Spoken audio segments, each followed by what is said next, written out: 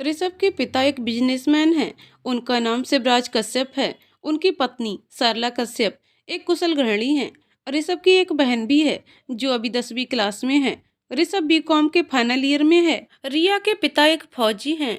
उनका नाम सूरज शर्मा है। उनकी पत्नी गायत्री शर्मा एक कुशल गृहिणी है। रिया का कॉलेज शुरू होने वाला है। आज रिया बहुत खुश है क्योंकि आज उसके पापा का जन्मदिन है और उसके पापा आज घर भी आ रहे हैं छुट्टी पर। रिया की माँ आज सुबह से रसोई में काम कर रही हैं और रिया भी उनके हर काम में मदद कर रही थी। रिया के पापा शाम को आने वाले थे। शाम को जब रिया के पापा आते हैं तो सब उनका जोर शोर से स्वागत करते हैं। दरअसल रिया ने अपने पापा के लिए एक छोटी सी सरप्राइज पार्टी रखी थी जिसमें उसने अपने पापा के कुछ पुराने दोस्तों को बुलाया था। सभी को देख रिया के पापा बहुत खुश हो जाते हैं और रिया को गले लगा लेते हैं। सभी पार्टी को बहुत एंजॉय करते हैं। रिया के पापा अपने दोस्तों के साथ पुराने दिनों को याद करते हुए बहुत खुश हो जाते हैं। पार्टी खत्म होने पर सभी मेहमान अपने घर चले जाते हैं। रिया के पापा रिया को बुलाते हैं। रिया उनके पास जाती है। रिया के पापा, बेटा आज हम बहुत खुश हैं। बहुत बहुत धन्यवाद बेटा, हमें इतना अच्छा सरप्राइज देने के लिए। रिया, आपको अच्छा लगा पापा? मैं तो बस यही चाहती हूँ कि आप और मम्मा ऐसे ही हमेशा खुश रहें। रिया की माँ, आपकी लाडली का कॉलेज शुरू होने वाला है 2 दिनों के बाद। उसके बाद भी सारी पार्टी की तैयारियां इसने खुद की, सिर्फ आपके लिए। रिया के पापा, सदा खुश रहो बेटा और अब अपना सारा ध्यान सिर्फ पढ़ाई में लगाना बेटा, ठीक है ना मेरी गुड़िया? रिया के पापा जब बहुत खुश होते हैं तो उसे प्यार से गुड़िया बुलाते हैं। रिया, जी पापा। उसके बाद सब सोने चले जाते हैं। 2 दिन बाद रिया का पहला दिन कॉलेज में। रिया तैयार हो जाती है और जब वो नाश्ते के लिए आती है तो सबसे पहले अपने मम्मा पापा का आशीर्वाद लेती है। रिया के पापा मम्मा एक साथ, हमेशा खुश रहो बेटा। रिया के पापा, बेटा आज तुम्हारे कॉलेज का पहला दिन है। अपनी गुड़िया को हम आज कॉलेज छोड़ने जाएंगे। रिया, सच पापा? I am so happy. आपने तो मेरा पूरा दिन अच्छा बना दिया। रिया के पापा, चलो अब जल्दी जल्दी नाश्ता खत्म करो, फिर हम तुम्हारे कॉलेज के लिए निकलते हैं। तुमने सारी फॉर्मेलिटीज तो पूरी कर ली है ना बेटा? रिया, जी पापा, बस आज आइडेंटिटी कार्ड लेना है लाइब्रेरी के लिए। रिया के पापा, ओके बेटा, हमें भी तुम्हारे प्रिंसिपल से मिलना था तो हम मिल लेंगे। रिया, ओके पापा। नाश्ते के बाद रिया अपने पापा के साथ कॉलेज के लिए निकल जाती है। रिया के कॉलेज में प्रिंसिपल का ऑफिस। रिया के पापा, may I come in sir? Principal, mister Sharma please come. Riya के पापा प्रिंसिपल सर को पहले से जानते थे। Riya, good morning sir. Principal, good morning Riya, how are you? Riya, I am fine sir, thank you. Principal, Sharma ji कैसे हैं आप? रिया के पापा, हम बिल्कुल ठीक हैं प्रिंसिपल साहब। रिया, ओके पापा मैं चलती हूँ। रिया के पापा, ओके बेटा। रिया अपने क्लास में जाती है। उसके बाद कॉलेज खत्म कर वो अपने घर वापस आ जाती है। कुल मिलाकर उसका पहला दिन कॉलेज में बहुत अच्छा जाता है। रिया का कॉलेज शुरू हो गया। दूसरी तरफ ऋषभ भी रिया के कॉलेज में ही पढ़ता था, पर उनकी मुलाकात नहीं हुई क्योंकि वो 3rd ईयर में था और वो कॉलेज कम ही आता था। पर जल्द ही वो मिले। कॉलेज का कोई फंक्शन था। रिया ने डिबेट में हिस्सा लिया था। वही ऋषभ और उनके फ्रेंड सीनियर होने के कारण फंक्शन को संभाल रहे थे। रिया के डिबेट कंपटीशन में रिया को फर्स्ट प्राइज मिला। उस दिन पहली बार ऋषभ ने रिया को देखा। पहली नजर में ही रिया उसे एक अच्छी और समझदार लड़की लगी। जब रिया को प्राइज मिला, ऋषभ उसके पास गया उसे बधाई देने। Rishabh, hi Riya, I am Rishabh. Riya, hello Rishabh, congrats. Riya, thanks. उसके बाद ऋषभ चला गया। रिया को भी ऋषभ पहली नजर में काफी सुलझा हुआ लड़का लगा। कुछ दिनों के बाद ऋषभ का कॉलेज खत्म हो गया। इस बीच कई बार दोनों ने एक दूसरे को देखा पर कभी बात नहीं हुई, लेकिन जब भी दोनों की नजरें मिलती दोनों के चेहरे पर स्माइल आ जाती थी। 1 साल बाद रिया एक बार शाम में मार्केट गई थी कुछ खरीदारी करने के लिए और वापस आते वक्त उसे थोड़ा ज्यादा टाइम लग गया क्योंकि मार्केट में उसकी बचपन की सहेली मिल गई थी। जब रिया की मम्मा ने कॉल किया तब रिया को होश आया कि वो लेट हो गई है। वापसी में उसकी स्कूटी खराब हो गई। रिया के पापा ड्यूटी में थे, इसलिए वो अपनी मम्मा को कॉल कर अपनी सिचुएशन बताती है और साथ ही ये भी कहती है कि वो जल्द से जल्द आ जाएगी। रिया टैक्सी का वेट कर रही होती है कि तभी एक बाइक उसके सामने से गुजरती है। फिर बाइक मोड़कर वापस उसके सामने खड़ी हो गई। वो ऋषभ था। ऋषभ ने रात में रिया को अकेले परेशान खड़े देख लिया था और उसने अपनी बाइक रोकी। पहले तो रिया थोड़ी घबरा गई, पर तुरंत ही उसने खुद को संभाल लिया। पर जब उसने ऋषभ को देखा तो वह भी उसे पहचान गई। ऋषभ, हाय रिया, एनी प्रॉब्लम? रिया, हेलो ऋषभ जी, दरअसल मेरी स्कूटी खराब हो गई और मैं टैक्सी का वेट कर रही थी। ऋषभ, अगर तुम्हें सही लगे तो मैं तुम्हें तुम्हारे घर छोड़ देता हूँ।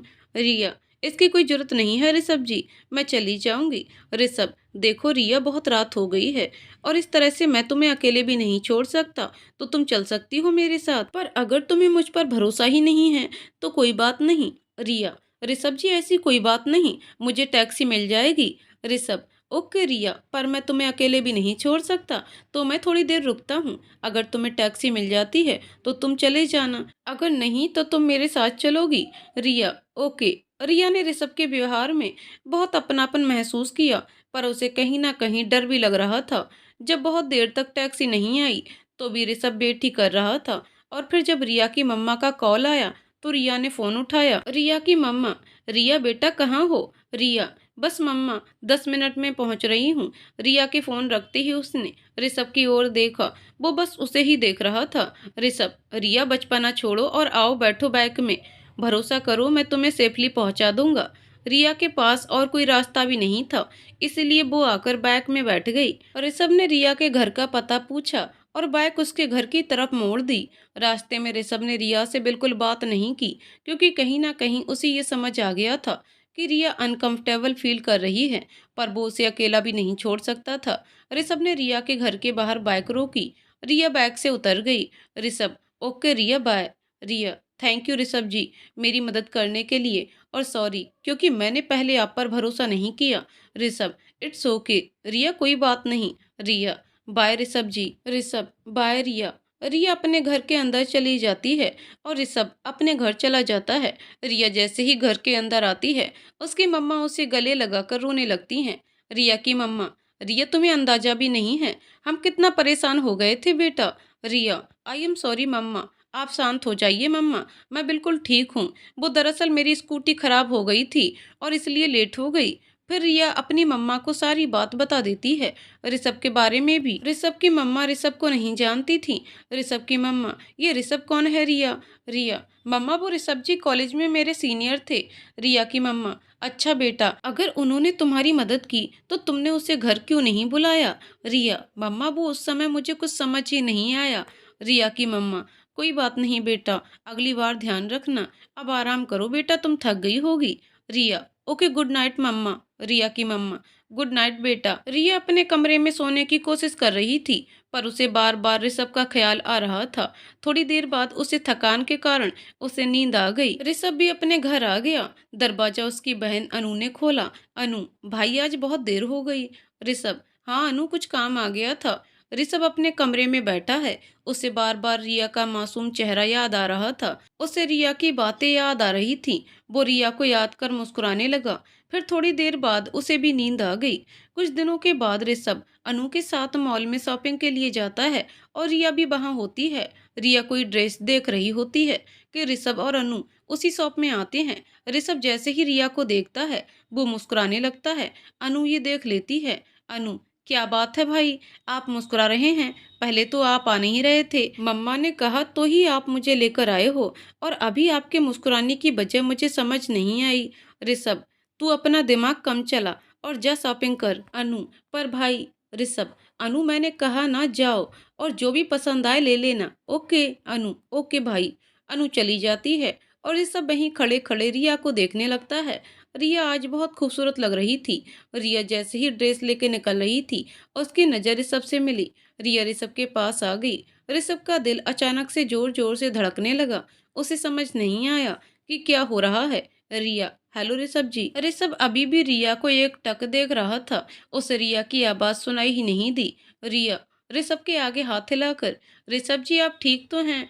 ऋषभ को तब होश आता है कि रिया सामने खड़ी है। ऋषभ, हाय रिया, कैसी हो तुम? रिया, मैं तो बिल्कुल ठीक हूँ, पर आप कुछ ठीक नहीं लग रहे हैं। ऋषभ, मुझे मुझे क्या हुआ है? कुछ भी तो नहीं, मैं बिल्कुल ठीक हूँ। रिया, ओके ऋषभ जी, आप भी यहाँ शॉपिंग के लिए आए हैं? ऋषभ, नहीं वो ऋषभ अपनी बात पूरी करता उससे पहले ही अनु आ गई। अनु, ये मेरे साथ आए हैं। पर भाई ये कौन है? ऋषभ, अनु ये रिया है, कॉलेज में मेरी जूनियर थी। और रिया, ये मेरी छोटी बहन है अनु। रिया, हाय अनु।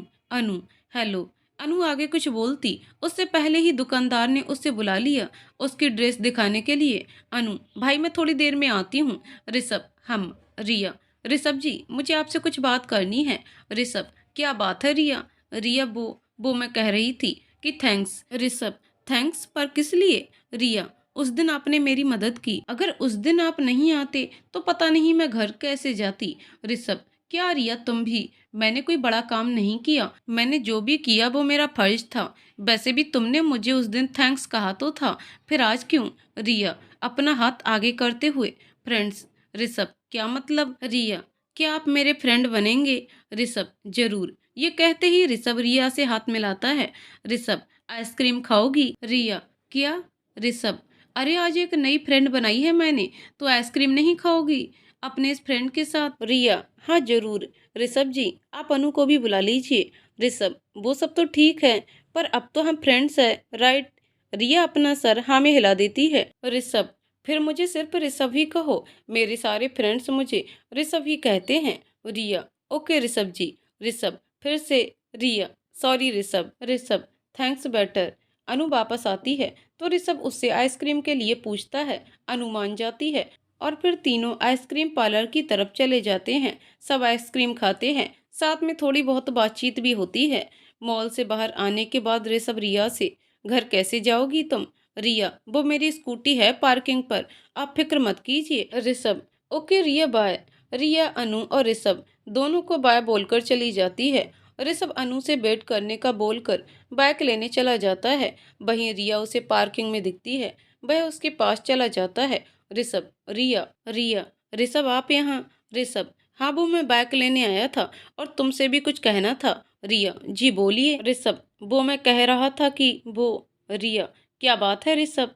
ऋषभ, मैं ये कह रहा था कि उस दिन तुम्हारी स्कूटी खराब हो गई थी, तो आज भी मेरा मतलब ये है कि तुम सेफली घर पहुंच जाओगी ना? रिया, हाँ बिल्कुल, आज मेरी स्कूटी की तबीयत बिल्कुल ठीक है। इतना बोलते ही रिया हंसने लगती है और ऋषभ उसे देखता ही रह जाता है। रिया, अब मैं चलती हूँ ऋषभ। ऋषभ, रिया ये मेरा मोबाइल नंबर है, जब भी इस दोस्त की याद आए तो मुझे कॉल कर सकती हो। Riya, okay Rishabh and thanks. Rishabh, okay अब तुम जाओ, अनु भी मेरा वेट कर रही होगी। रिया, ओके बाय। ऋषभ, बाय। रिया अपने घर आ जाती है और ऋषभ भी अनु के साथ घर वापस आ जाता है। घर आते ही ऋषभ अपने कमरे में जाकर लेट जाता है और अपनी आंखें बंद कर लेता है।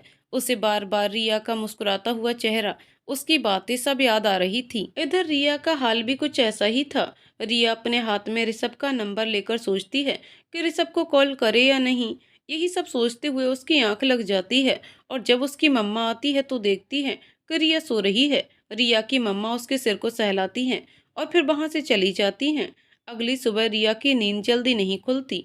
उसकी मम्मा उसे जगाने आती हैं। रिया की मम्मा, रिया उठो बेटा, देखो सुबह हो गई है। रिया, बस 5 मिनट मम्मा। रिया की मम्मा, बेटा उठो भी, तुम तो इतनी देर तक कभी नहीं सोती, तबीयत तो ठीक है ना बेटा? रिया उठते हुए, मैं बिल्कुल ठीक हूँ मम्मा, बस नींद नहीं खुली। रिया की मम्मा, गुड मॉर्निंग बेटा, अब तुम जल्दी से फ्रेश होकर बाहर आ जाओ, मैंने तुम्हारे मनपसंद आलू के पराठे बनाए हैं। Riya, wow mamma, love you so so much. Riya की मम्मा, बस कर, अब जाकर फ्रेश होकर जल्दी से आ जा।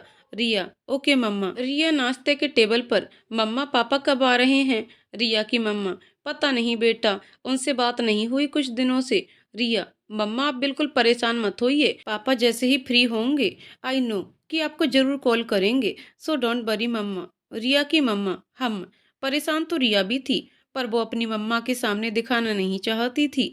रिया नाश्ते के बाद कॉलेज के लिए निकल गई।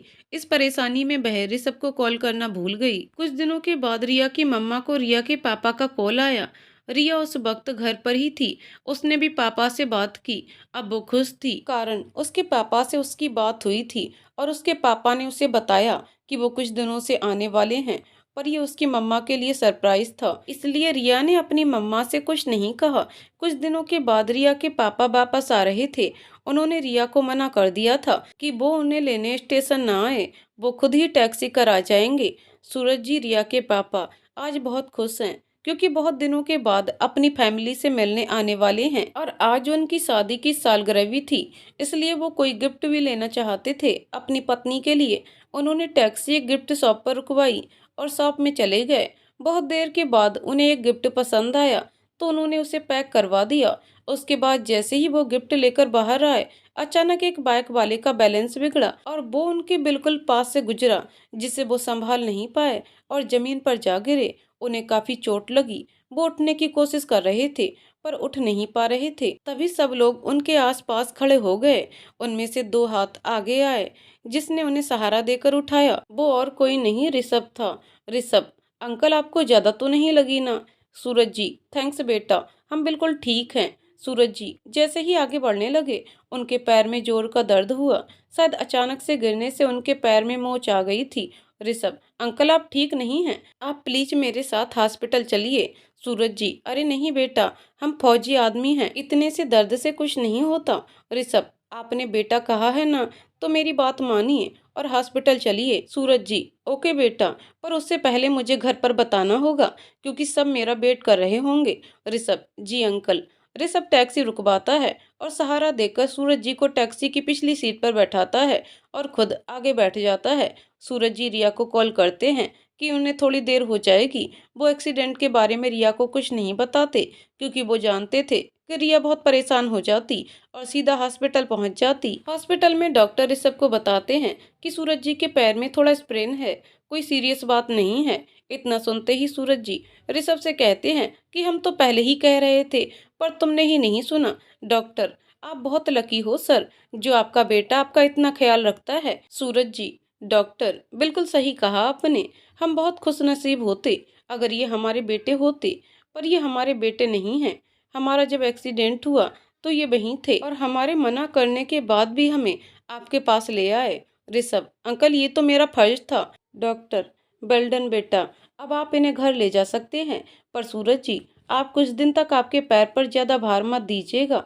जी ओके डॉक्टर। सूरज हॉस्पिटल के बाहर, सूरज जी थैंक्स बेटा, तुमने बहुत मदद की हमारी, अब तुम घर जाओ, हम खुद ही घर चले जाएंगे। ऋषभ, अंकल मैंने कुछ नहीं किया और वैसे भी आप लोग जो देश के लिए कर रहे हैं उसके सामने ये कुछ भी नहीं है। सूरज जी, तुमने अपना नाम तो बताया ही नहीं। ऋषभ, ऋषभ कश्यप। सूरज जी, तो ऋषभ क्या कर रहे हो अभी? ऋषभ, कॉलेज के बाद पापा के बिजनेस को बढ़ाने में ही उनका साथ दे रहा हूँ। सूरज, ओके बेटा, अब मैं चलता हूँ। ऋषभ, अंकल मैं आपको आपके घर तक छोड़ देता हूँ, वैसे भी डॉक्टर ने मना किया है आपको पैर पर ज्यादा भार देने के लिए। सूरज जी, तुम तो मेरी बेटी की तरह हो, बिल्कुल जिद्दी। चलो ठीक है, मैं तुम्हें रास्ता बताता हूँ। ऋषभ और सूरज जी टैक्सी में बैठ जाते हैं। जैसे ही टैक्सी घर के पास आकर रुकती है, ऋषभ के चेहरे पर एक बड़ी सी स्माइल आ जाती है। वो रिया के घर के सामने खड़ा था। वह सूरज जी को सहारा देकर गाड़ी से उतरता है। ऋषभ, ओके अंकल, अब मैं चलता हूँ। ऋषभ मन ही मन सोच रहा होता है, काश वो रिया से एक बार मिल ले। सूरज जी, ऋषभ तुमने हमारी इतनी बड़ी मदद की तो हम तुम्हें ऐसे ही जाने नहीं दे सकते, तुम अंदर चलो हमारे साथ। ऋषभ को तो जैसे मन की मुराद पूरी हो गई हो, वो जल्दी से अपना सर हाँ में हिला देता है। ऋषभ और सूरज जी दरवाजे के पास जाकर बेल बजाते हैं।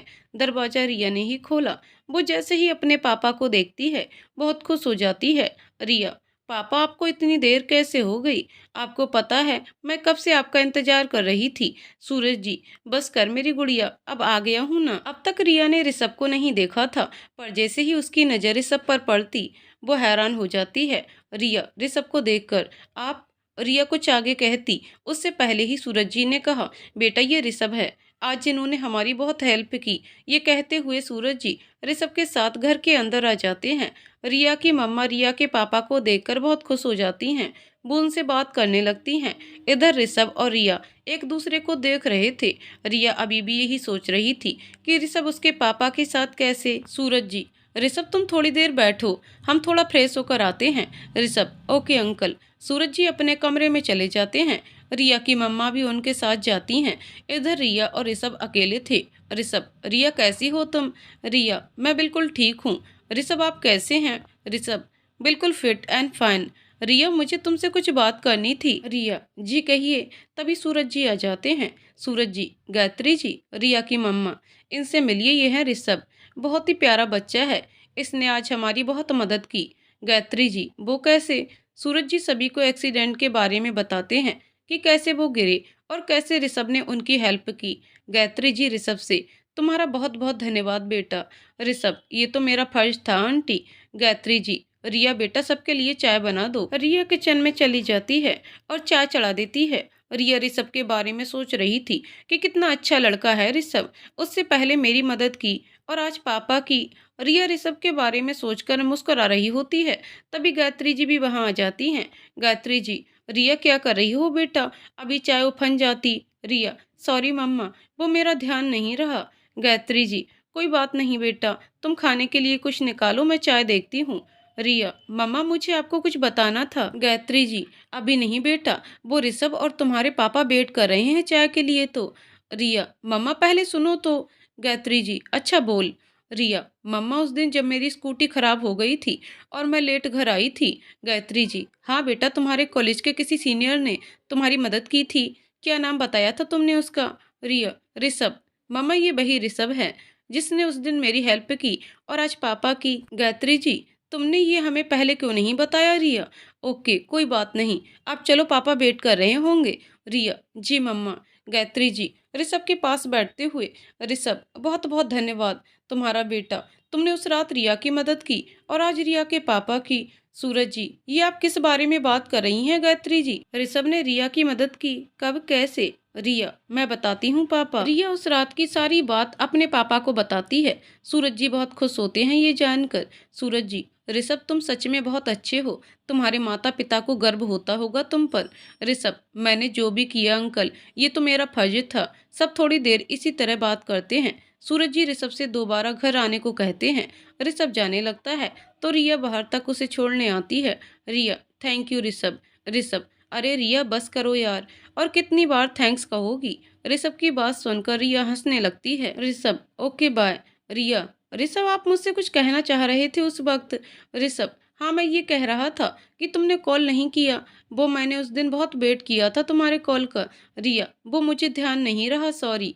ऋषभ, अरे नहीं, वो तो मैं थोड़ा परेशान हो गया था ये सोचकर कि तुम घर सेफली पहुंच गई या नहीं। रिया, हम। ऋषभ को समझ नहीं आया कि वो क्या कहे, इसीलिए वो रिया को बाय बोलकर निकल गया। वो सोच रहा था कि कहीं रिया उसकी बातों का बुरा ना मान जाए।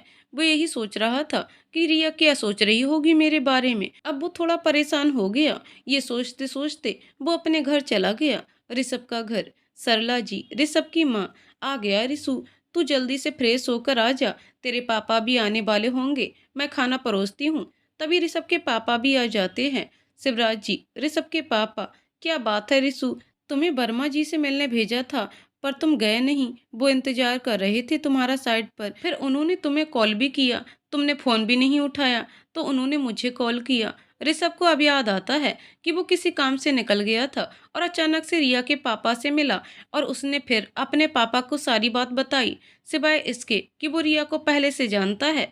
शिवराज जी, अरे वाह बेटा, बहुत अच्छा काम किया आज तुमने, बस आगे से फोन उठाया करो बेटा, हम भी परेशान हो गए थे। ऋषभ, जी पापा। उसी रात ऋषभ रिया के बारे में सोच रहा था, तभी उसका फोन बजता है।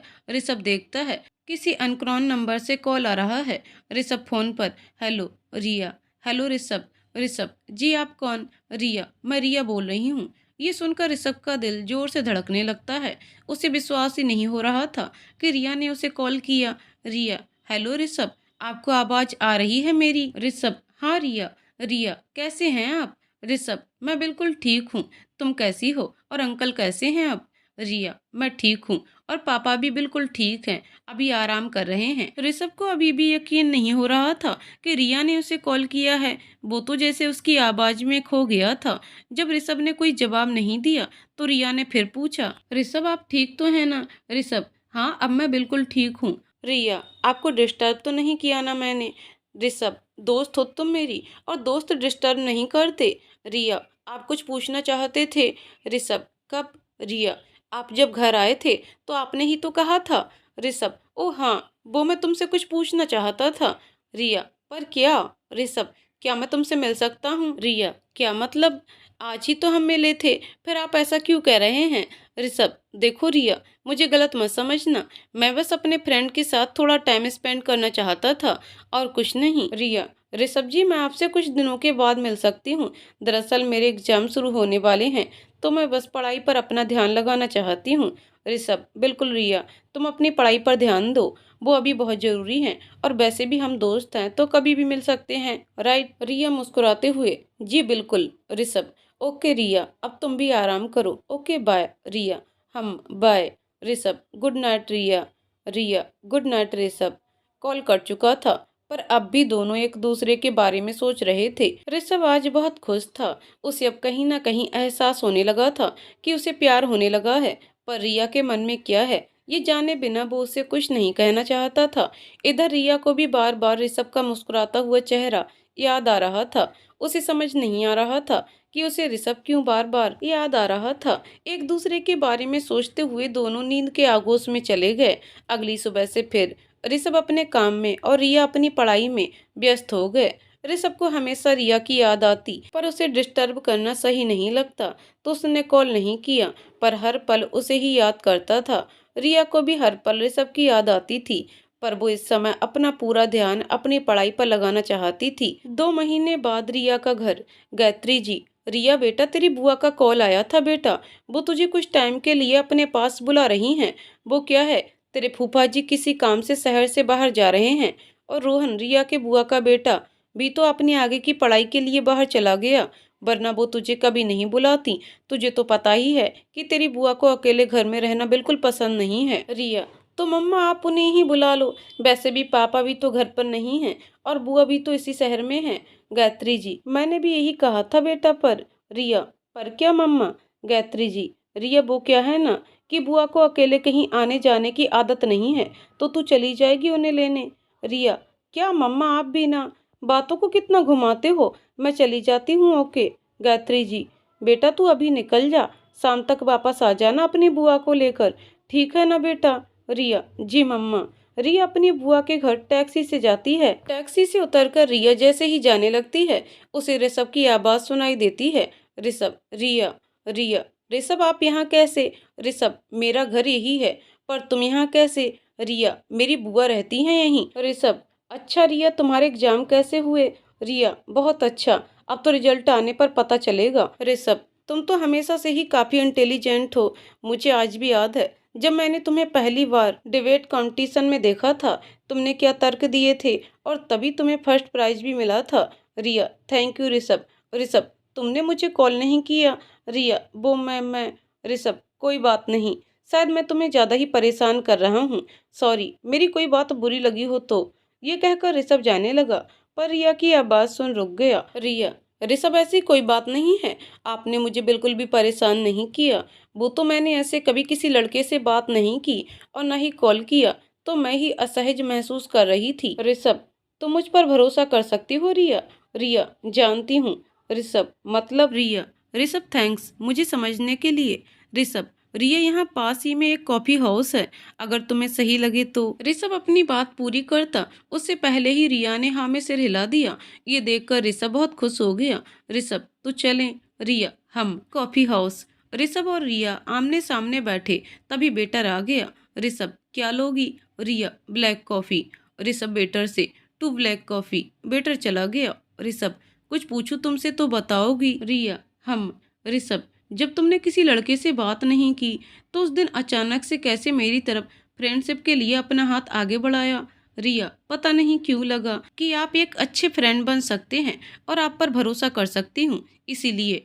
ऋषभ, थैंक्स रिया, तुम्हें पता है मैं कब से सोच रहा था कि तुमसे बात करूं, तुमसे फ्रेंडशिप के लिए पूछूं, पर कभी हिम्मत ही नहीं हुई। रिया, कब से मतलब? ऋषभ, कॉलेज टाइम से। रिया ऋषभ की यह बात सुनकर हंसने लगी। वेटर कॉफी रखकर चला गया और दोनों कॉफी पीने लगे। रिया, ओके ऋषभ, अब मुझे चलना चाहिए, बुआ जी वेट कर रही होंगी। ऋषभ ओके। रिया वहां से चली गई और उसे जाते हुए वह तब तक देखता रहा जब तक वो उसकी आंखों से ओझल नहीं हो गई। ऋषभ भी अपने घर वापस आ गया। रिया अपनी बुआ के साथ अपने घर वापस आ गई। सब रात का खाना खाकर आराम करने अपने कमरे में चले गए। रिया बहुत थक गई थी। उसे सौरभ की बातें याद आ रही थी। सौरभ को याद करते हुए जल्दी ही सो गई। इधर सौरभ की आंखों से नींद कोसों दूर थी। उसे बार बार रिया का ख्याल आ रहा था। उसे ये जानकर बहुत खुशी हुई कि रिया उस पर भरोसा करती है। उसके लिए इतना ही काफी था। अगले दिन ऋषभ ने सुबह रिया को मैसेज किया, ऋषभ गुड मॉर्निंग। उसके बाद जब रिया ने थोड़ी देर तक मैसेज सीन नहीं किया तो वो फ्रेश होने चला गया। उसके बाद वो तैयार होकर ऑफिस के लिए निकल गया और काम में बिजी हो गया। रिया जब सुबह उठी तो उसने अपना मोबाइल चेक किया पर उसका मोबाइल ऑफ हो गया था। रिया ओ शिट, मैं फ़ोन चार्ज करना तो भूल ही गई। रिया अपने मोबाइल को चार्ज में लगाकर नहाने चली गई। उसके बाद वो तैयार होकर कॉलेज के लिए निकल गई। उसने मैसेज पर ध्यान ही नहीं दिया। ऋषभ जब लंच टाइम में फ्री हुआ तो उसे रिया का ख्याल आया। उसने मैसेज चेक किया पर रिया ने तो मैसेज सीन भी नहीं किया था। ऋषभ उदास हो गया। उसके बाद वो लंच कर वापस अपने काम में लग गया। रिया कॉलेज से वापस आई और लंच कर अपने रूम में चली गई। रिया ने जैसे ही अपना नेट ऑन किया उसे ऋषभ का मैसेज दिखा। रिया ने जल्दी से मैसेज ओपन किया। रिया ने मैसेज पढ़ा। वो अब थोड़ा उदास हो गई क्योंकि वो रिप्लाई नहीं कर पाई थी। उसने तुरंत ऋषभ को मैसेज किया, रिया गुड इवनिंग ऋषभ, सॉरी वो सुबह रिप्लाई नहीं कर पाई। रिया ने ऋषभ को मैसेज भेजा और उसके मैसेज का वेट करने लगी। थोड़ी देर बाद वो थक कर सो गई। इधर ऋषभ अपने काम में व्यस्त था। जब रिया की नींद खुली तो उसने दोबारा मैसेज चेक किया तो ऋषभ ने सीन नहीं किया था। उसकी मम्मा उसे बुला रही थी तो वो मोबाइल कमरे में छोड़कर चली गई। ऋषभ ऑफिस से घर आया। वो बहुत थक चुका था इसलिए डिनर कर अपने रूम में चला गया। तभी उसके किसी क्लाइंट का कॉल आया और उसे कुछ मेल भेजना था। वह अपने मोबाइल से ईमेल भेजने लगा। तभी रिया का मैसेज भी दिखा। उसने तुरंत मैसेज ओपन किया और पढ़ा। मैसेज पढ़ते ही उसके चेहरे पर एक बहुत बड़ी स्माइल आ गई। उसकी दिन भर की थकान दूर हो गई। तभी उसने देखा कि रिया भी ऑनलाइन थी। उसने तुरंत मैसेज किया, ऋषभ हाय। रिया ने जब ऋषभ का मैसेज देखा तो रिप्लाई किया, रिया हेलो। ऋषभ तुमने डिनर किया? रिया हाँ, और आपने? ऋषभ हाँ अभी जस्ट। तभी ऋषभ का मोबाइल बजने लगा। उसने देखा कि उसी क्लाइंट का कॉल था जिसने उसे थोड़ी देर पहले कॉल किया था। उसे अचानक याद आया कि उसे मेल करना था। उसने फटाफट मेल भेजा और फिर रिया को मैसेज किया, ऋषभ सॉरी वो ऑफिस में बहुत काम था तो तुम्हारा मैसेज का रिप्लाई नहीं कर पाया। रिया कोई बात नहीं। ऋषभ तुम्हारी पढ़ाई कैसी चल रही है? रिया गुड। ऋषभ घर में सब कैसे हैं तुम्हारे? रिया सब ठीक हैं। आपने अपनी फैमिली के बारे में कुछ नहीं बताया। ऋषभ तुमने पूछा ही नहीं। रिया अब पूछ रही हूँ। ऋषभ बताता हूँ। ऋषभ ने अपनी फैमिली के बारे में रिया को सब कुछ बताया और कुछ देर इसी तरह चैट करने के बाद दोनों बाय बोलकर सोने चले गए। कुछ दिनों तक इसी तरह दोनों मैसेज और कॉल के जरिए कभी कभी बात करते, बहुत कुछ जानने लगे थे एक दूसरे के बारे में। एक दिन जब ऋषभ ऑफिस से वापस आ रहा था तो उसकी बाइक के सामने एक पप्पी आ गया। उसे बचाने के चक्कर में ऋषभ गिर गया और उसका मोबाइल पता नहीं कहाँ गिर गया। उसने बहुत खोजा पर मोबाइल नहीं मिला। बहुत दुखी मन से घर आ गया। उसे ज्यादा दुख इस बात का था कि वो रिया से बात नहीं कर पाएगा क्योंकि अगले दिन उसे अपने ऑफिस के काम से बाहर जाना था। वह बाहर चला गया पर उसे रिया की बहुत याद आती थी। उसने सोच लिया था कि जब वो वापस आएगा तो रिया के घर चला जाएगा और उसे बता देगा कि वो उसके लिए क्या फील करने लगा है। ये सोचकर ही वो खुश हो जाता। फिर सोचता कि रिया क्या जवाब देगी। ऋषभ को कम से कम 1 महीने से ज्यादा का समय लग गया। जब वो वापस आया तो अगले ही दिन वो रिया के घर गया पर रिया का घर बंद था। उसे कुछ भी समझ नहीं आया। उसने सोचा कि शायद कहीं बाहर गए हों। ऋषभ कुछ दिनों के बाद फिर जब आया तो भी घर बंद था। अब उसे कुछ शक होने लगा। उसने जब आसपास के लोगों से पता किया तो उसका दिल बैठ गया। रिया और उसकी फैमिली इस शहर को छोड़कर चले गए थे। इससे ज्यादा ऋषभ को कुछ भी पता नहीं चला। वो वापस अपने घर आ गया और चुपचाप अपने कमरे में चला गया। ऋषभ के आंसू रुकने का नाम नहीं ले रहे थे। वो सोच ही नहीं पाया कि ऐसा कुछ होगा। वो तो बहुत खुश था कि वो अपने प्यार का इजहार रिया से कर देगा। ऋषभ अपने आप को कोस रहा था कि क्यों उसने पहले रिया को नहीं बताया, क्यों उस दिन जब वो अपनी बुआ के घर आई थी तो उसकी बुआ का पता नहीं पूछा। अगर उसने पूछा होता तो उसकी बुआ से पता कर पाता कि वो कहाँ है, और क्यों उसने रिया का नंबर कहीं और लिख कर नहीं रखा। वो लगातार खुद को दोष दिए जा रहा था। रोते रोते वो थोड़ी देर में सो गया। थोड़ी देर बाद जब उसकी आंख खुली, फिर उसकी आंखों से झरझर आंसू बहने लगे। उसकी माँ उसे बुला रही थी पर उसने ध्यान नहीं दिया। जब उसकी माँ कमरे में आई, सौरभ के कमरे का दरवाजा लॉक था। इससे पहले कभी वह दरवाजा लॉक नहीं करता था। जब उसकी माँ ने उसे फिर से आवाज दी तब उसे होश आया। उसने अपने आंसुओं को साफ किया और दरवाजा खोला। सरला, रिसु क्या हुआ तुम्हें? तबीयत तो ठीक है ना बेटा? ऋषभ, हाँ माँ, मुझे क्या होगा? सरला, कब से आवाज दे रही हूँ बेटा, तेरे पापा का कॉल आया था, तू उनका फोन नहीं उठा रहा था तो उन्होंने मुझे कॉल किया। ऋषभ, माँ वो मैं सो गया था। अच्छा माँ, मैं चलता हूँ। सरला, पर कहाँ? ऋषभ, ऑफिस कुछ काम है, और हाँ मैं पापा से बात कर लेता हूँ। ऋषभ ऑफिस के लिए निकल गया। रास्ते में वो सोचने लगा कि वह ऐसे हिम्मत नहीं हार सकता। उसे अपने परिवार के लिए जीना है और खुश भी रहना है। और रिया की याद आते ही उसकी आंखों से आंसू छलक आए। उसने अपने आंसुओं को साफ किया और ऊपर देखकर बोला, हे भोलेनाथ, अगर आपने मेरी किस्मत में उसे लिखा है तो बस मुझसे मिला देना भगवान, फिर उसे कभी खुद से दूर नहीं जाने दूंगा। ऋषभ अब बहुत उदास रहने लगा। पहले हमेशा हंसने बोलने वाला ऋषभ अब बिल्कुल शांत हो चुका था। ऋषभ अपने काम को ज्यादा समय देने लगा। उसके घर वाले ऋषभ के इस रूप को देखकर बहुत हैरान थे। अब वह किसी से भी ज्यादा बात नहीं करता। ऐसे ही धीरे धीरे समय बीता। ऋषभ के घर वाले जब भी उससे उसकी शादी की बात करते वो हमेशा मना कर देता। ऋषभ सिर्फ अपने बिजनेस को बढ़ाने में लगा था। 5 साल बीत गए पर ऋषभ रिया को भूल नहीं पाया। पर उसका बिजनेस अब काफी बड़ा हो गया था। वो टॉप बिजनेसमैन में से एक बन गया था। ऋषभ के पापा को उस पर गर्व था क्योंकि ऋषभ उनके बिजनेस को इतना ऊपर ले गया था जितना उन्होंने कभी सोचा भी नहीं था। अब घर वाले ऋषभ की शादी के लिए बार बार पूछने लगे थे। ऋषभ हर बार मना कर देता। पर एक दिन जब शिवराज जी, ऋषभ के पापा, अपने दोस्त की बेटी का रिश्ता लेकर आए तो उसकी माँ ने भी बहुत जोर दिया, शिवराज जी, ऋषभ एक बार मिल तो लो लड़की से, अगर ना पसंद आए तो कोई बात नहीं। सरला जी, हाँ बेटा, तू हमेशा मना कर देता है और वजह पूछने पर चुप हो जाता है। ऋषभ, पापा मैं आपकी हर बात मानने को तैयार हूँ, पर ये नहीं, मैं अभी शादी नहीं कर सकता, प्लीज आप लोग मेरी बात समझिए। ये बोलकर ऋषभ अपने ऑफिस के लिए निकल गया। इन ऑफिस, ऋषभ अपने केबिन में बैठा कुछ सोच रहा था। तभी पियोन अंदर आया और टेबल पर कॉफी रखकर बोला, good morning sir. Rishabh, good morning. Peon चला गया और ऋषभ अपनी कुर्सी से सर टिकाकर रिया के बारे में सोचने लगा। उसके केबिन का दरवाजा नॉक हुआ। इस बार दरवाजे पर विक्की था। विक्की ऋषभ के बचपन का दोस्त था, पर 10 साल पहले उसके पापा का ट्रांसफर होने की वजह से उसने ये शहर छोड़ दिया था। विक्की को देखते ही ऋषभ अपनी कुर्सी से उठ उसके गले लग गया। विक्की, कैसा है भाई?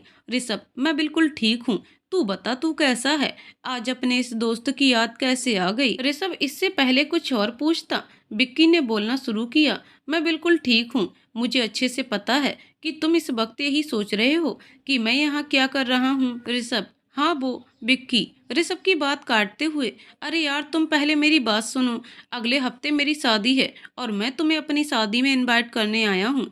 ऋषभ, नहीं मैं नहीं आ पाऊंगा। विक्की, मुझे पता था कि तुम मना कर दोगे, पर तुम क्या अपने बचपन के दोस्त के लिए इतना भी नहीं कर सकते? ऋषभ ने इतने दिनों में अपने सारे दोस्तों से भी किनारा कर लिया था।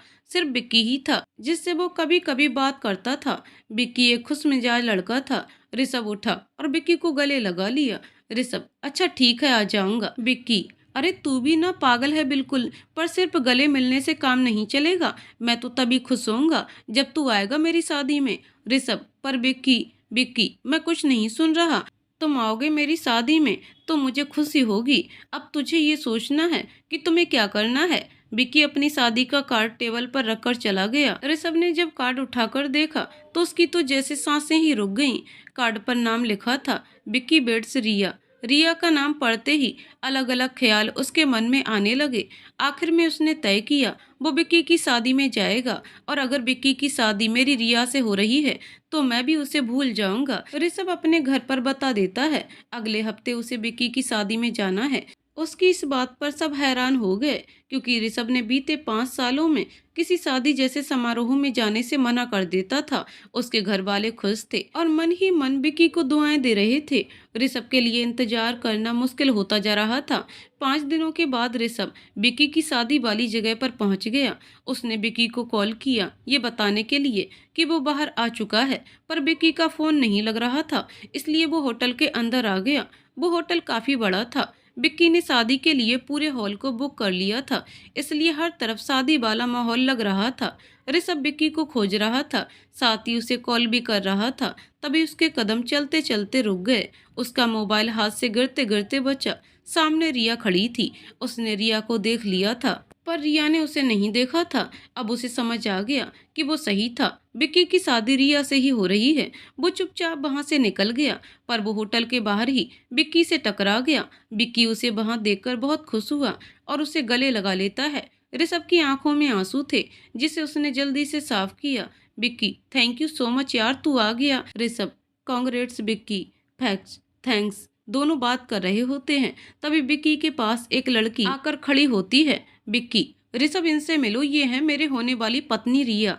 ऋषभ आश्चर्य से कभी विक्की को देखता तो कभी उसके मंगेतर को। उसे समझ नहीं आ रहा था अंदर जो उसने देखा और उसने जो समझा वो सही था, या जो अब देख रहा है वो सही है। विक्की, क्या हुआ, तू कहाँ खो गया?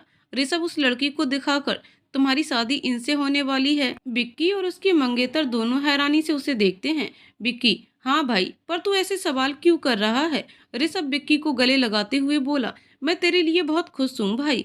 पर ये तो ऋषभ भी जानता था। वो खुश था ये जानकर कि विक्की की मंगेतर उसकी रिया नहीं बल्कि कोई और है। अचानक ऋषभ को ख्याल आया कि उसने अंदर रिया को देखा था।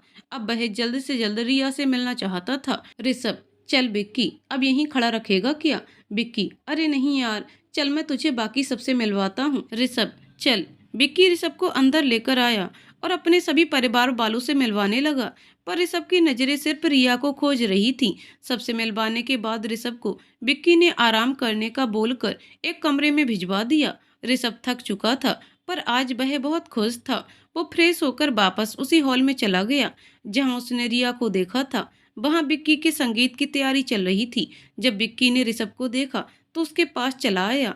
विक्की, भाई कोई प्रॉब्लम है क्या? तूने आराम नहीं किया? ऋषभ, मैं यहाँ तेरी शादी देखने आया हूँ, ये आराम करने। विक्की बहुत खुश हुआ और ऋषभ से कहा, अब तू लग रहा है मेरा वही पुराना ऋषभ। इतना बोलकर दोनों हंसने लगे। विक्की संगीत की तैयारियों में लग गया और ऋषभ भी उसकी मदद करने लगा। ऋषभ ने रिया को भी खोजा, पर रिया उसे कहीं भी नहीं दिखी। कुछ देर बाद उसने हॉल के दरवाजे से अंदर आती रिया को देखा। वही सिंपल लुक, चेहरे पर हल्का मेकअप, और फिर भी बेहद खूबसूरत। कुछ भी तो नहीं बदला था इन 5 सालों में। अब तक रिया ने ऋषभ को नहीं देखा था, पर जैसे ही उसकी नजर ऋषभ पर पड़ी, एक पल को वो हैरान रह गई, पर अगले ही पल उसने खुद को समझा लिया। ऋषभ उसके पास आ रहा था उससे बात करने के लिए, पर जैसे ही ऋषभ उसके पास आया वो उसे बिना देखे ही ऐसे निकल गई जैसे ऋषभ कोई अजनबी हो। रिया की इस हरकत पर ऋषभ कैसे रिएक्ट करे उसे समझ नहीं आ रहा था। तभी विक्की ने उसे बुलाया और उसके पास चला गया। ऋषभ विक्की से बात कर रहा था और बीच बीच में रिया को भी देख रहा था, जो किसी से कुछ बात कर रही थी। एक बार भी उसने पलटकर ऋषभ को नहीं देखा। ये बात अंदर ही अंदर ऋषभ को परेशान कर रही थी। विक्की, क्या हुआ भाई, कुछ परेशान दिख रहा है? ऋषभ रिया को दिखाकर, वो कौन है? विक्की, कौन, रिया? तू उसके बारे में क्यों पूछ रहा है? ऋषभ, वो मेरे ही कॉलेज की है शायद, इसीलिए पूछा। विक्की, अच्छा, वो मेरी कजिन है, रुक मिलवाता हूँ अभी। ऋषभ, नहीं रहने दे, मैं खुद मिल लूंगा। विक्की, ओके, जैसी तेरी मर्जी। पता है ऋषभ, जब भी मैं तुम्हें देखता था मुझे रिया की याद आती थी। मेरे चाचू रिया के पापा के जाने के बाद वो एकदम से चुप हो गई, ना किसी से ज्यादा बात करती है। उसे हंसते हुए देखा तो जमाना हो गया है मुझे।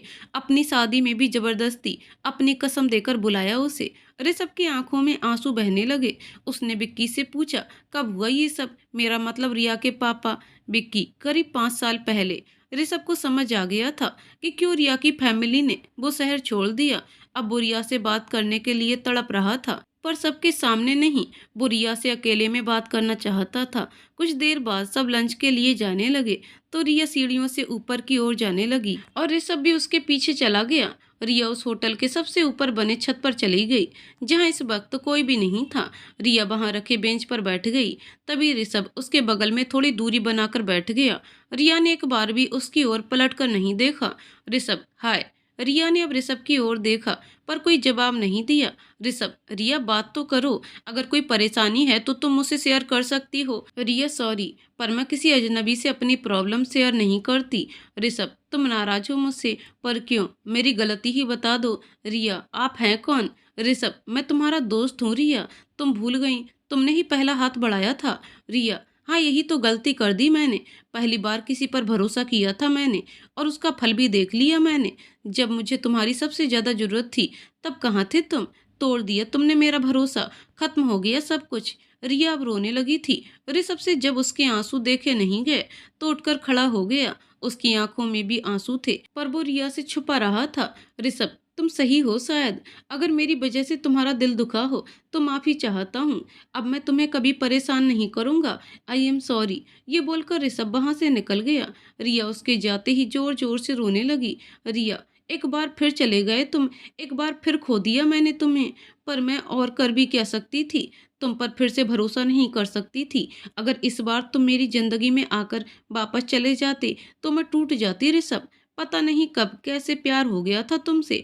बहुत प्यार करने लगी थी तुमसे, और जब एहसास हुआ मुझे इस प्यार का, तो सोचा कि पापा से पहले बात करूं इस बारे में। मुझे यकीन था कि पापा मान जाएंगे। वो अपनी गुड़िया को दुखी देख नहीं सकते। पर जब पापा चले गए तो पहली बार टूटी थी मैं।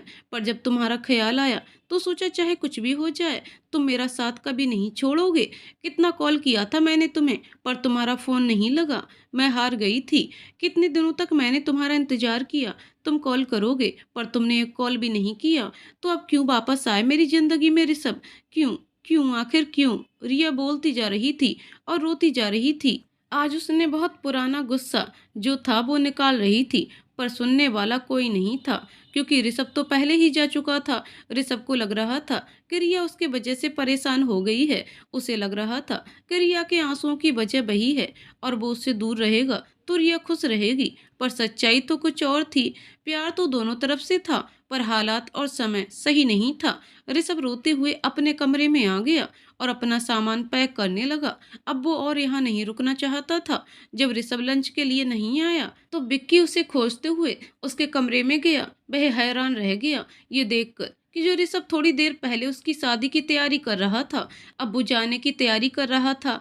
पर क्यों? ऋषभ ऐसा क्यों कर रहा है? उसे समझ नहीं आ रहा था। विक्की जब ऋषभ के सामने आकर खड़ा हो गया, विक्की हैरान हो गया ये देखकर कि ऋषभ रो रहा था। उसकी आंखों से लगातार आंसू बह रहे थे और बार बार वो उन्हें साफ कर रहा था। विक्की से ऋषभ की ये हालत देखी नहीं गई। उसने उसे खींचकर गले से लगा लिया। विक्की का सहारा पाते ही ऋषभ जोर जोर से रोने लगा। विक्की ने भी उसे नहीं रोका। विक्की इतना तो जानता था ऋषभ की जिंदगी में कोई तो प्रॉब्लम है, पर वो ये नहीं जानता था कि ऋषभ क्या छुपा रहा है। ऋषभ जब थोड़ा शांत हुआ तो विक्की ने उसे बेड पर बिठाया और उसे पानी पिलाया। विक्की, क्या बात है ऋषभ? अपने दुख को शेयर करके देखो, शायद तुम्हारा कुछ दर्द कम हो जाए। ऋषभ, मुझे यहाँ से जाना होगा। मैं उसे और तकलीफ नहीं दे सकता। विक्की, ये क्या बोल रहे हो? मुझे कुछ समझ नहीं आ रहा। तुम्हारे यहाँ रहने से किसी तकलीफ होगी? ऋषभ, मुझे जाना होगा अभी यहाँ से। ऋषभ ने अपना सामान उठाया और जाने लगा तो विक्की ने उसका रास्ता रोक लिया। विक्की, जब तक तुम मुझे बता नहीं देते मैं तुम्हें जाने नहीं दूंगा। प्लीज अब बता भी दो। ऋषभ हार कर बेड में बैठ जाता है और विक्की को सब कुछ बता देता है। उसकी और रिया की पहली मुलाकात, उसका रिया को लिफ्ट देना, फिर रिया के पापा की हेल्प करना, फिर उनकी दोस्ती, फिर उनका मिलना, और फिर उसका मोबाइल खोना और उसका शहर से बाहर चले जाना। सब कुछ डिटेल में वो विक्की को बता देता है। जो अभी थोड़ी देर पहले उसकी रिया से बात हुई, वो भी। विक्की जितना हैरान था उतना ही खुश भी कि ऋषभ रिया से इतना प्यार करता था। पर रिया की बात उसे समझ नहीं आई। रिया के स्वभाव में पिछले 5 सालों में उसने जो अंतर देखा था, उसकी वजह वो उसके पापा की डेथ को समझ रहा था। पर अब उसे समझ आ रहा था कि रिया भी कहीं ना कहीं ऋषभ को पसंद करती है, तभी तो ऋषभ के चले जाने से वो गुस्सा थी।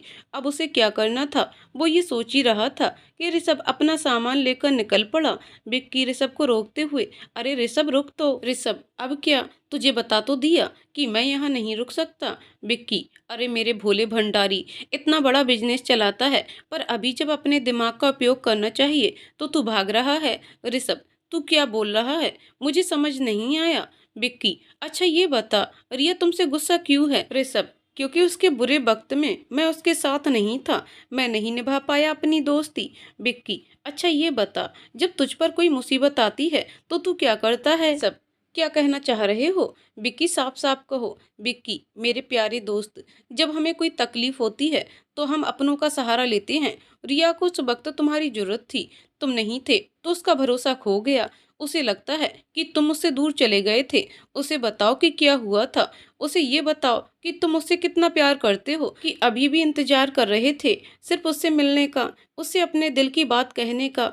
चाचू, रिया के पापा के जाने के बाद वो अकेली हो गई थी, इस बात का तुम्हें अंदाजा भी नहीं था। ये बताओ उसे। ऋषभ, तुम्हें लगता है कि वो मुझ पर विश्वास करेगी? विक्की, एक बार बात तो करके देख यार, क्या पता वो तुझे प्यार करती हो और तुझसे नाराजगी में वो सब बोल गई हो। ऋषभ, ऐसा हो सकता है क्या? क्या रिया भी मुझसे प्यार करती है? विक्की, ये तो तुझे उससे ही पूछना पड़ेगा भाई। ऋषभ, अब मैं क्या करूं? विक्की, मौका देखकर बात कर उससे। एक काम कर, मैं उसे किसी बहाने से तेरे कमरे में भेजता हूँ, तू बात कर लेना। ऋषभ, तू मेरा सच्चा दोस्त है। विक्की, एक बात और ऋषभ, रिया बहन है मेरी और बहुत प्यार करता हूँ उससे। इन 5 सालों में हर पल उदास देखा है उसे। पहले तो मुझे लगा था कि वो चाचू के जाने का दुख भुला नहीं पा रही, पर अब लगता है कि एक बार बात करके देख उससे। और हाँ, तुझे बस इतना ही कहना है कि उसका दिल मत दुखाना। तुम पर भरोसा कर रहा हूँ, क्योंकि जो हालत मैंने तुम्हारी देखी है उसी तरह रिया को भी हर पल उदास देखा है मैंने। ऋषभ, थैंक्स यार। विक्की ऋषभ को गले लगा लेता है और विक्की कमरे से चला जाता है। थोड़ी देर के बाद विक्की किसी बहाने से रिया को ऋषभ के कमरे में भेजता है, पर रिया को ये नहीं पता था कि वो ऋषभ के कमरे में जा रही थी। जब वो कमरे में गई तो उसे कोई नहीं दिखा। जैसे ही वो कमरे के अंदर गई, ऋषभ ने कमरे का दरवाजा पीछे से बंद कर दिया। रिया ने जब ऋषभ को देखा तो वो हैरान हो गई। रिया, तुम यहाँ? तो तुम हो विक्की भैया के फ्रेंड, वो बुला रहे हैं तुम्हें, पर तुमने ये दरवाजा क्यों बंद कर दिया? ये कहकर रिया दरवाजे की तरफ बढ़ गई। ऋषभ उसका हाथ पकड़कर उसे रोकते हुए, रिया प्लीज थोड़ी देर रुक जाओ, मुझे तुमसे कुछ बात करनी है। रिया थोड़े गुस्से में, अब मुझे आपसे कोई बात नहीं करनी और हाथ छोड़ो मेरा। ऋषभ अचानक से घुटनों पर बैठ गया। रिया ये देखकर हैरान हो गई। ऋषभ, प्लीज रिया, मेरा इरादा तुम्हें परेशान करने का बिल्कुल नहीं है, बस थोड़ा सा समय चाहिए तुम्हारा, प्लीज। ये बोलते हुए ऋषभ की आंखों में आंसू आ गए। रिया को समझ नहीं आ रहा था कि वह क्या करे। रिया बोलिए। ऋषभ, प्लीज तुम बैठ जाओ। रिया कमरे के सोफे पर जाकर बैठ गई। ऋषभ, रिया मुझे पता है मुझे कोई हक नहीं है तुमसे ये बात कहने का, पर फिर भी कह रहा हूँ। रिया, अब बोलिए भी। सब हॉल में बैठकर ऋषभ रिया की बात काटते हुए, रिया आई लव यू। रिया ये सुनते ही जड़ हो गई। उसे समझ ही नहीं आया कि वो क्या कहे क्या करे। ऋषभ उसे चुप देखकर, रिया तुम प्लीज नाराज मत हो ना, पता नहीं कब प्यार हो गया तुमसे। पिछले 5 सालों से तुम्हारा इंतजार कर रहा हूँ रिया। मैं जानता हूँ कि तुम्हारे बुरे वक्त में मैं तुम्हारे साथ नहीं था, पर रिया मुझे तुम्हारे हालात का पता नहीं था। अगर पता होता तो दुनिया के किसी भी कोने में होता तो दौड़ा चला आता। फिर ऋषभ उसे पूरी बात बताता है कि कैसे उसका फोन गिर गया था, फिर वो शहर के बाहर चला गया और जब वापस आया तो उसका परिवार उस शहर को छोड़ चुका था। रिया ऋषभ की बातें चुपचाप सुन रही थी। रिया की आंखें आंसुओं से भीग चुकी थी। ऋषभ ने जब रिया को रोते देखा तो कहा, रिया मैं तुम्हें रोते नहीं देख सकता, तुम्हें अगर आज नहीं बताता तो हमेशा अफसोस रहता मुझे कि तुमसे अपने दिल की बात नहीं कह पाया। मैंने तुम्हें बता दिया है कि तुमसे बहुत प्यार करता हूँ, तुम हाँ करो तो मुझसे ज़्यादा खुशी शायद ही किसी को होगी, पर अगर तुम ना कहो तो भी तुम्हारे फैसले की कद्र करूंगा और फिर कभी तुम्हें परेशान नहीं करूंगा।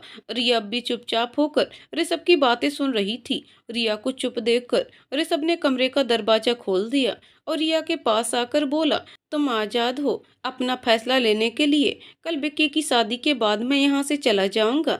तुम मुझे अपना जवाब दे देना, मुझे तुम्हारा हर फैसला मंजूर है। ऋषभ ये कहकर कमरे से बाहर चला गया। रिया अब उठी और दौड़ते हुए छत पर आ गई। छत पर आकर गोल गोल घूमने लगी। थोड़ी देर बाद वो रुकी और पास पड़े बेंच पर बैठ गई और जोर जोर से सांस लेने लगी। रिया अपने आप से, तुम नहीं छोड़कर गए थे मुझे, तुम प्यार करते हो मुझसे हमेशा से, मैंने तुम पर भरोसा करके कोई गलती नहीं की। I love you Rishabh. मैं भी आपसे बहुत प्यार करती हूँ। जो गलतफहमियां हुई थी वो साफ हो गई हैं अब। आज बहुत बड़ी खुशी दी है तुमने मुझे। ऋषभ हॉल में आ गया। विक्की और रिया, विक्की की मंगेतर की संगीत की रस्म चल रही थी। सब लोग नाच गा रहे थे। विक्की और उसकी मंगेतर रिया ने भी डांस किया।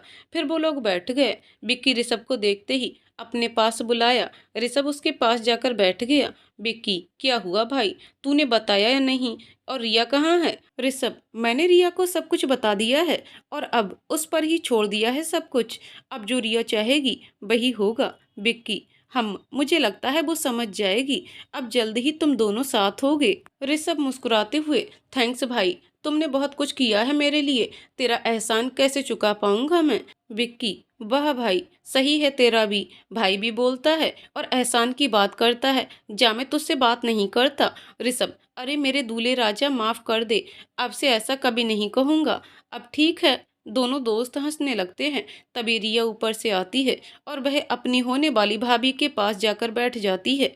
उसने एक बार भी ऋषभ की ओर नहीं देखा। ऋषभ ये देखकर उदास हो गया। विक्की, अरे अब मुंह मत बना, हो सकता है वो सबके सामने तुझसे बात करने में शर्मा रही हो।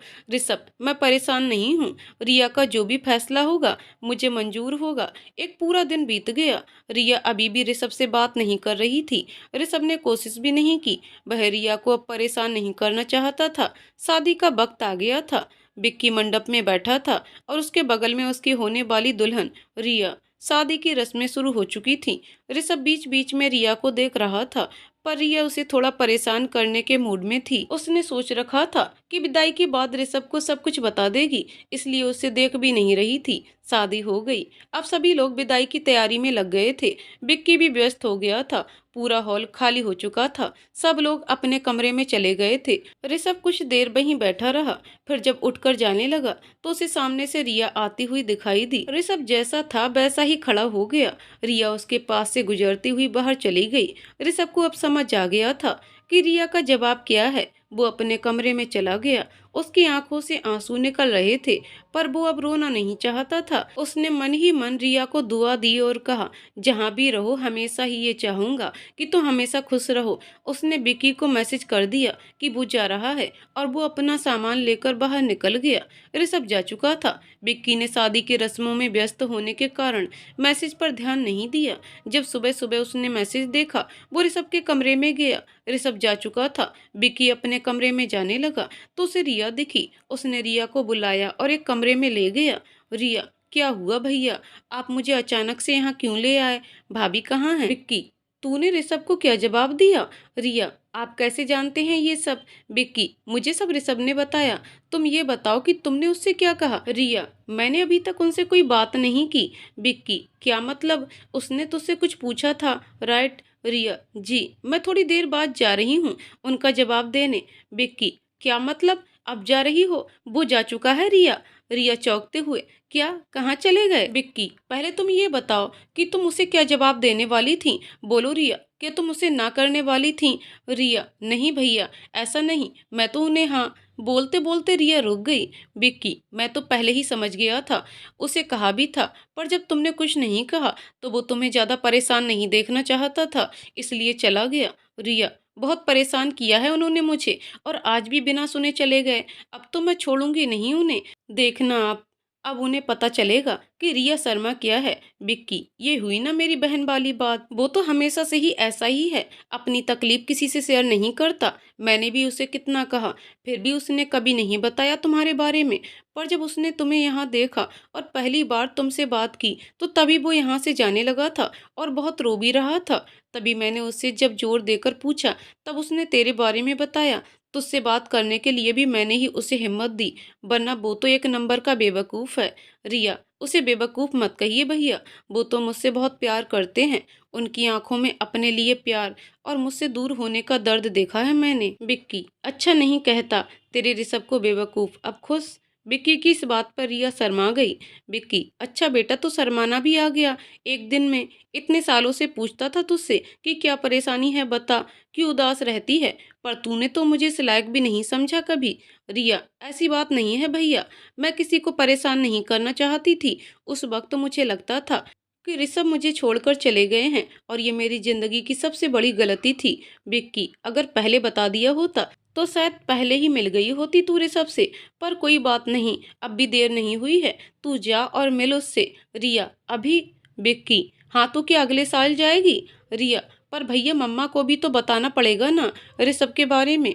विक्की, तू चाची की चिंता मत कर, मैं उन्हें मना लूंगा। वैसे भी कम परेशान नहीं है वो तेरी वजह से। जब उन्हें ऋषभ के बारे में बताऊंगा तो वो भी खुश हो जाएंगी। वैसे भी वो अभी नाना जी के, रिया के नाना के घर पर हैं। रिया, ओके भैया, मैं थोड़ी देर में निकलती हूँ। विक्की, हाँ, और वहाँ जाकर मुझे कॉल करना। मैं पहले ही ऋषभ से पूछ लूंगा कि वो कहाँ है और तू सीधे वहीं पहुँच जाना, ठीक है? रिया, थैंक यू सो मच, आपने मुझे बहुत बड़ी खुशी दी है आज। मैं सच में बहुत खुश हूँ। विक्की, मैंने कुछ नहीं किया गुड़िया, तेरी किस्मत ऋषभ से जुड़ी है, इसलिए तो इतने सालों के बाद एक दूसरे से दूर होकर भी तुम दोनों एक दूसरे से इतना प्यार करते हो। विक्की के मुंह से गुड़िया सुन रिया की आंखें भर आईं। वो विक्की के गले लगकर रोने लग गई। विक्की उसका सर सहलाते हुए, बस कर गुड़िया, अब रोने के दिन खत्म हो गए। रिया से सकते हुए, आज आप में मुझे पापा की छवि दिख रही है, ये तो खुशी के आंसू हैं भैया। रिया की बातें सुन विक्की की भी आंखें भर आईं। विक्की, पागल लड़की, अरे अब बस कर, तूने तो मुझे भी रुला दिया। भूल गई क्या, आज शादी हुई है मेरी और थोड़ी देर बाद विदाई है तेरी भाभी की। अब दूल्हा रोएगा तो अच्छा लगेगा क्या? विक्की की इस बात पर रिया हंसते हुए विक्की से अलग हुई। विक्की, अब तू निकल। विक्की आगे कुछ कहता उससे पहले ही उसकी माँ उसे खोजते हुए वहां आ गई। विक्की की माँ, अरे विक्की बेटा, तू यहाँ क्या कर रहा है? अब अगर दोनों भाई बहन की बातें खत्म हो गई हों तो चलो, अभी रस्में बाकी हैं बेटा, और बहू भी तुझे खोज रही थी, तू उसे बिना कुछ बताए यहाँ आ गया, वो भी परेशान हो गई है बेटा। विक्की, क्या माँ, परेशान होने के बाद ही तो मिलने का मजा है ना। विक्की की माँ, पागल, चल अब। रिया बेटा तू भी चल। विक्की, नहीं माँ, रिया हमारे साथ वापस नहीं जाएगी। विक्की की माँ, रिया बेटा क्या हुआ, क्यों नहीं जाओगी? रिया, वो विक्की, माँ वो इसकी एक फ्रेंड है जिसे इसकी जरूरत है, तो पहले उसके पास जाएगी और फिर उधर से अपने नाना के घर। विक्की की माँ, अच्छा, अपना ख्याल रखना बेटा, मुझे बड़ी चिंता होती है तेरी। रिया, जी। विक्की, माँ तुम चलो, मैं 1 मिनट में आया। विक्की की माँ, अच्छा पर जल्दी आना। विक्की की माँ ने रिया के सर पर हाथ रखा तो रिया ने उनके पैर छू लिए। विक्की की माँ रिया को आशीर्वाद देकर चली गई। विक्की, ये क्या हो रहा था अभी? रिया, क्या हो रहा था मतलब? विक्की, तेरी बोलती तो माँ के सामने ही बंद हो गई, तू ऋषभ से कुछ बोल भी पाएगी या नहीं? रिया, आप मुझे चैलेंज कर रहे हैं?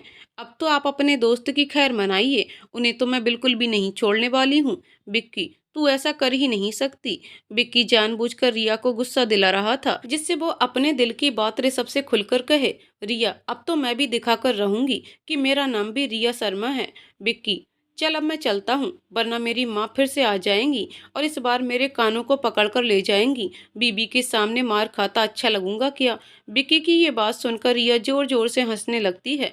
विक्की, आज कितने दिनों के बाद तुझे ऐसे हंसते देखा है, हमेशा ऐसे ही खुश रहे। अपना सामान पैक कर और जा अपने ऋषभ के पास। रिया, जी। विक्की चला जाता है और रिया भी स्टेशन के लिए निकल जाती है। रिया दोपहर तक पहुंच गई थी ऋषभ के शहर, तो उसने अपना सामान वेटिंग रूम में रखा और फ्रेश हो गई। उसने हल्का सा मेकअप भी किया था। जब वो तैयार हो गई तो उसने विक्की को कॉल किया, पर विक्की ने उसका फोन नहीं उठाया।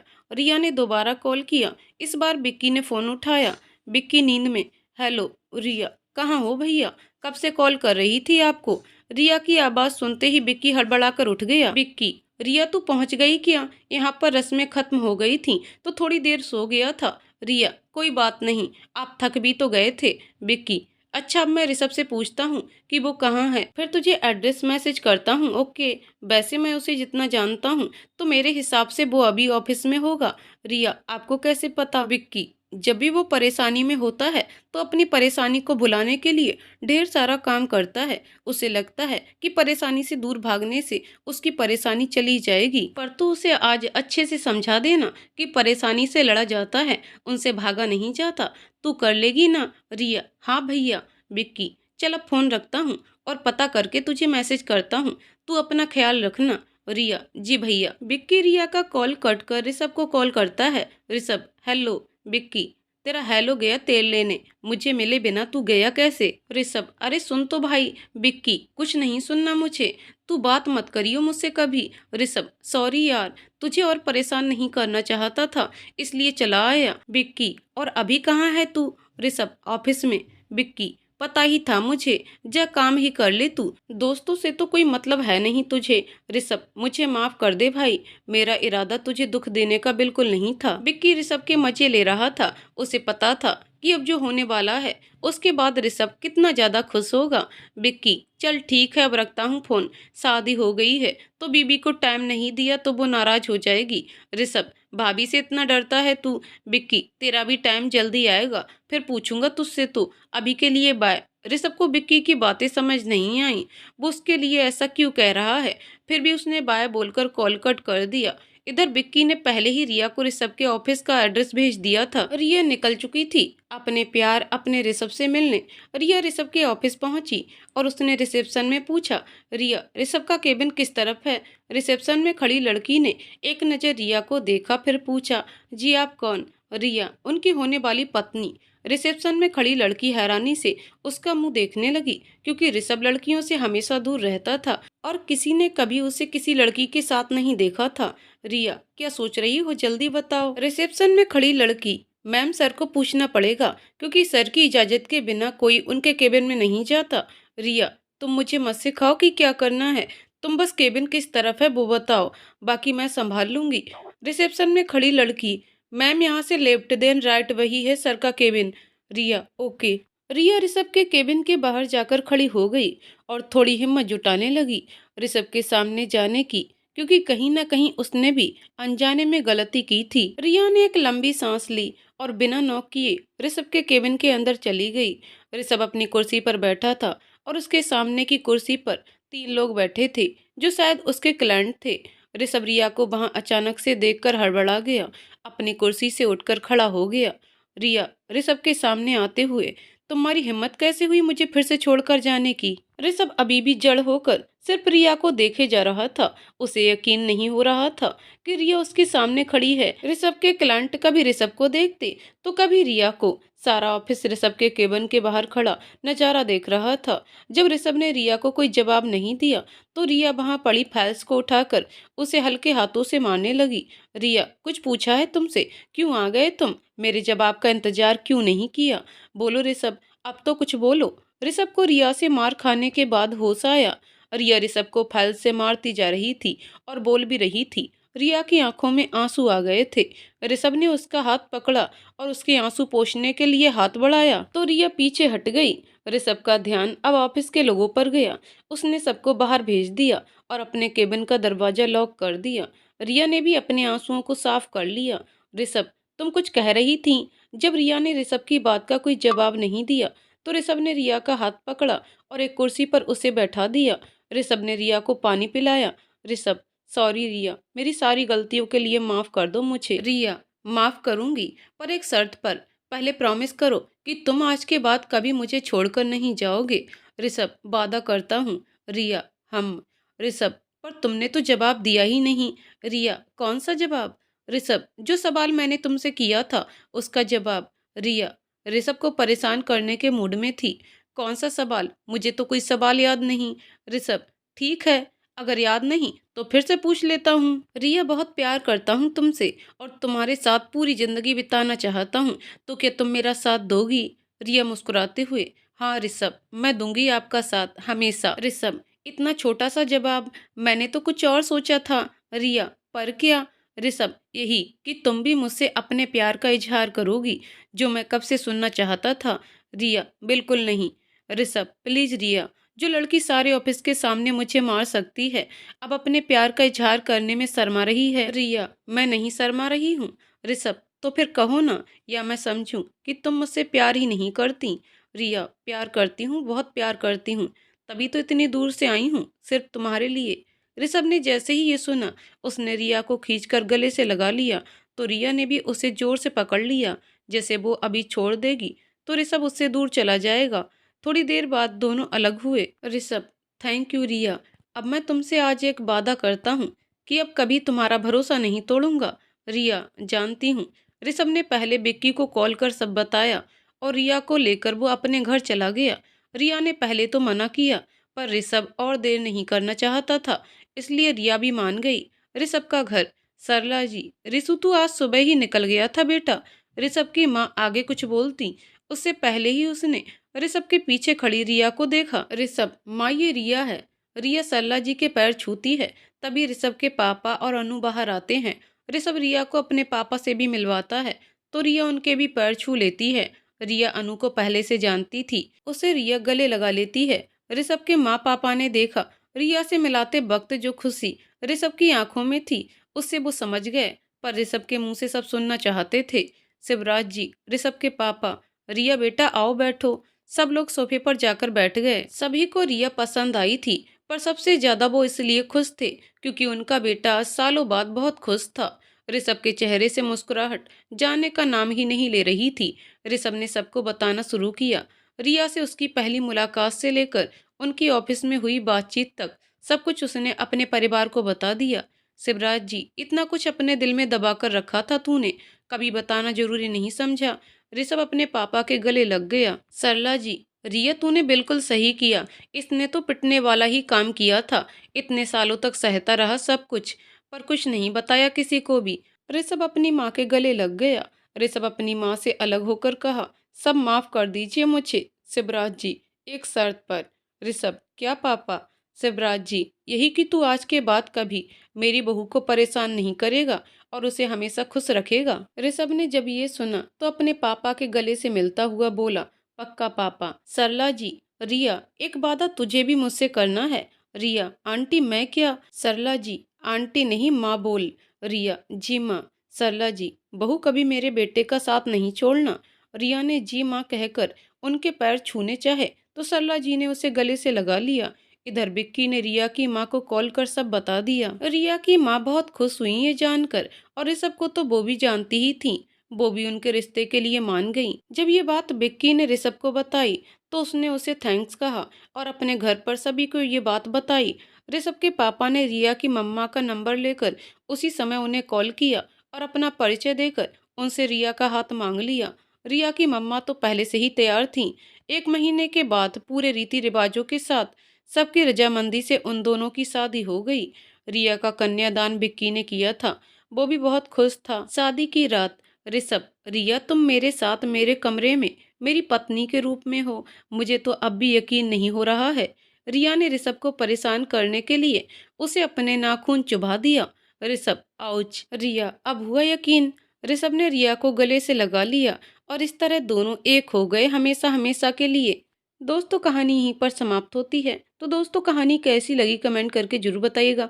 कहानी पसंद आई हो तो वीडियो को लाइक शेयर करें और चैनल को सब्सक्राइब करें। कहानी को पूरा सुनने के लिए बहुत बहुत धन्यवाद दोस्तों।